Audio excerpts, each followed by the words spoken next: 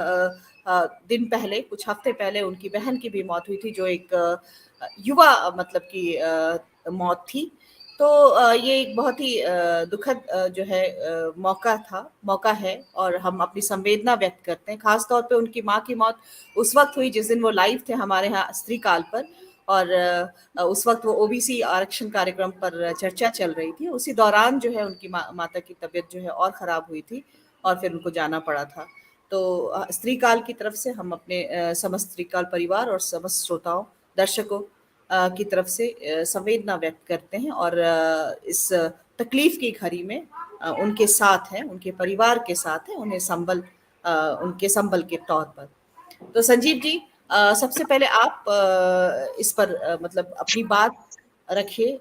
जो ये घटना है, जो इस तरह की एक तो हादसा है, और ललन जी के लिए भी आप अपनी तरफ से जो कहना चाहते हैं, खास तौर पर इन दो मौत, और उस दिन हमारे यहाँ लाइव में थे ललन जी जिस दिन ये जी घटना हुई।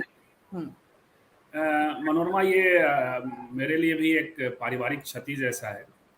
और ललन जी हमारे मित्र हैं,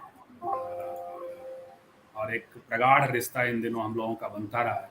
लेकिन हमने देखा कि ये लगातार एक तो बड़ी बहन का जाना, माँ जैसी बड़ी बहन हाँ, रही है, जैसे और फिर ये माँ का जाना। तो ये सबसे पहले तो हमारी गहरी संवेदना ललन जी के साथ है, ललन जी के पूरे परिवार के साथ है, और हम सब संवेदित हैं इस रूप में। दूसरी बात कि आज हम लोग ज़्यादातर ललन जी से बात करेंगे, इनके अपने एक जुड़ाव को भी समझेंगे, और ये जो निर्णय है उनका मृत्यु भोज न देने का। देखिए, राजस्थान सरकार ने मृत्यु भोज न देने का एक कानूनी निर्णय लिया है। ये बहुत ज़रूरी है। देखा है हम सब ने, आपने भी देखा होगा कि ऐसे आप कोई भी प्रक्रिया जो है आपकी, यदि वो एक बोझ के तौर पे नहीं है, अनिवार्य नहीं है, तो ठीक है। लेकिन यदि वो परंपरा के रूप में अनिवार्य है, तो कई सारे परिवारों पर आर्थिक बोझ बनते हुए, कर्ज में डूबते हुए, ऐसी कई चीज़ों को लेकर के हमने देखा है दुनिया भर में। अब कई लोग इस पर बात कर सकते हैं कि आप कैसे कर्मकांड कर रहे हैं, लेकिन दुनिया भर में अलग अलग समाजों ने जीवन के अलग अलग अवधि को अपने अपने तरीके से कैसे उसको जिया जाए, कैसे उसको उसके प्रति संवेदना व्यक्त की जाए, मृत्यु को लेकर के भी अलग अलग समाज अलग अलग तरीके से उसको करता रहा है। तो भारत का भी जो विविध समाज का जो स्ट्रक्चर है, जिसको हिंदू फोल्ड में भी कहा जाता है, तो उसकी भी, और उसमें भी कई तरह के भेद हैं, ये सब चीज़ें रही हैं। तो कुल मिलाकर के ये जो ललन जी ने जो अभी निर्णय लिया है, एक बड़ा ही साहसी निर्णय है। और कई बार महाजनों ये ना गता सा पंथा, बड़े लोग जिधर जाते हैं वही रास्ता। तो ये एक संदेश जाता है, ललन जी का संदेश उनके इलाके के लिए, उनके फॉलोअर्स के लिए, उनके इलाके के गरीब लोगों के लिए, खास करके जिन पर अनिवार्य मृत्यु भोज थोप दिया जाता है, उन सब के लिए एक उदाहरण बनेगा।